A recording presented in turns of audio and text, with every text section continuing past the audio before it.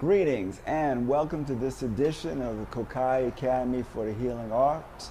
I'm your host, Dr. Kamau Kokayi, and welcome.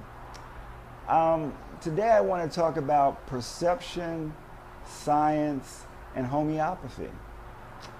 In 1979, I had taken a year off from medical school.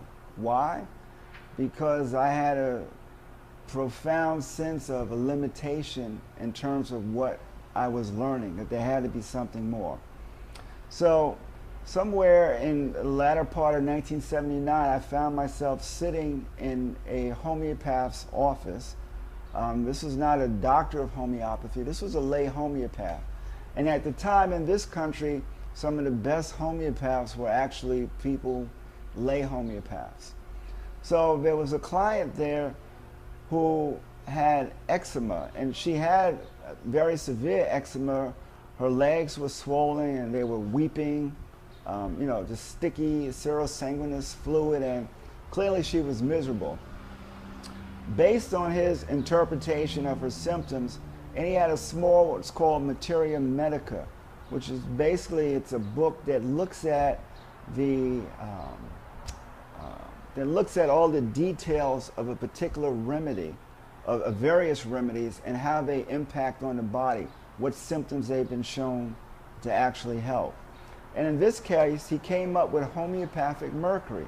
That's right, mercury, that toxic element, based on not so much on her skin, but also some mental and emotional symptoms that she had. So, of course, I was curious to see how is this going to work, because at the time, homeopathy was probably high up on the quack watch, in terms of how people were looking at it. So what happened is 2 weeks later, she returned, and all the swelling was gone, the inflammation had cleared up, and it was her perception. She clearly related it to the impact of the remedy on her system. And I have to admit, I felt the same too after hearing her story and looking at her leg. And for me, that counted for more than anything that I could see from a quack watch or hear. I'm like, wait a second, there's something to this. So after a little bit more investigation, I decided I definitely want to master the art of homeopathy. Now, this is 79 going into 80. I'd taken this year off from medical school.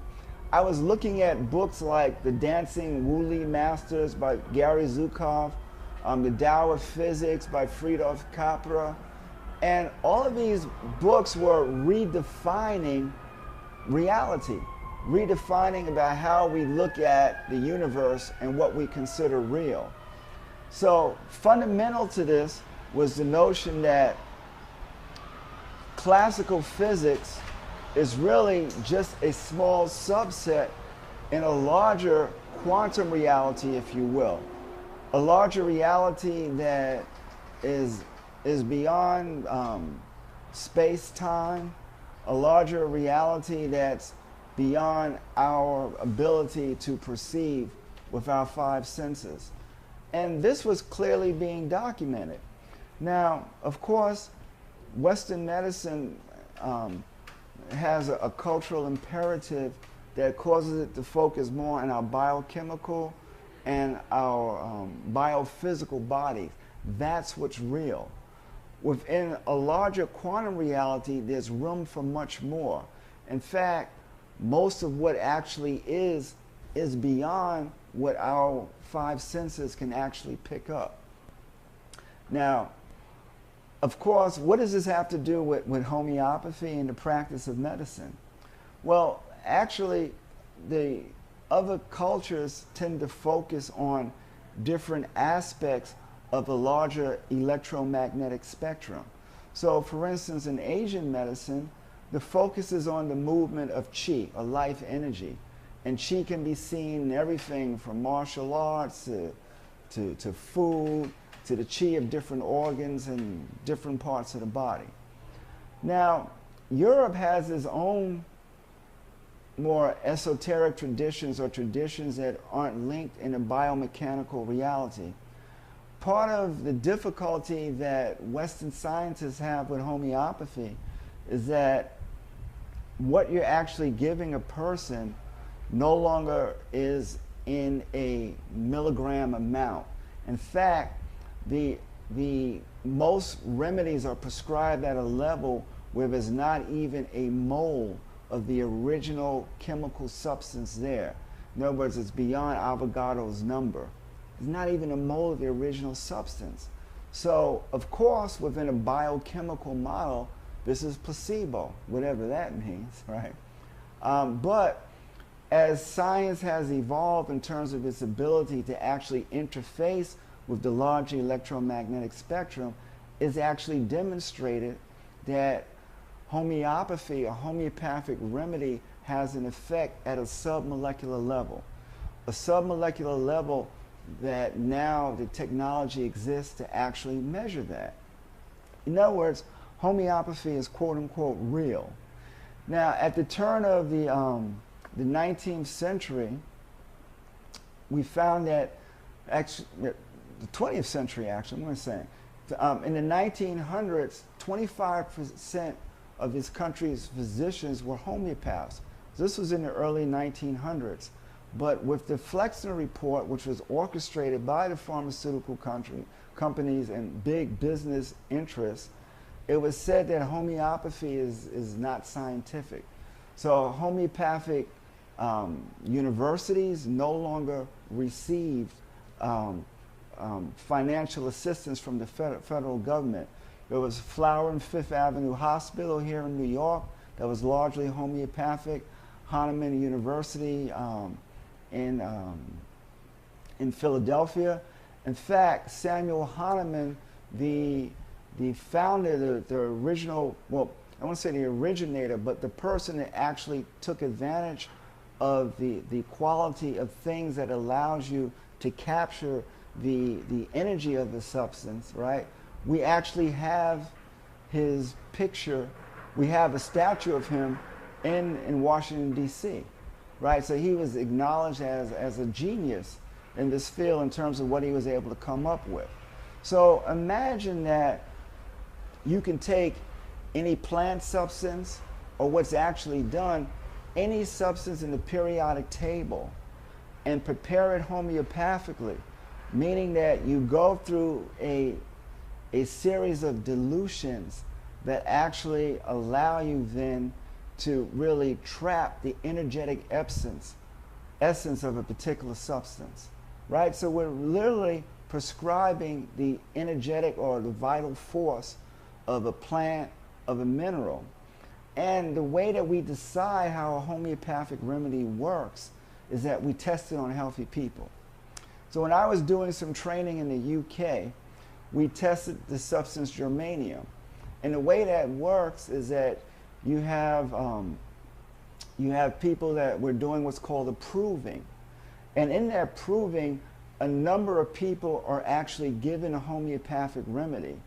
And then the actual symptoms they develop physically, mentally, and emotionally are recorded. And then that recording is compared with all of these individuals that are involved with the proving, and you begin to see the essence of that particular remedy come through. And that essence forms what's called a materia medica. Because within that materia medica, now when I have a patient, a client that comes in and they have a particular set of symptoms, I know that in homeopathy, likes cure likes, because I'm giving a vibratory medicine.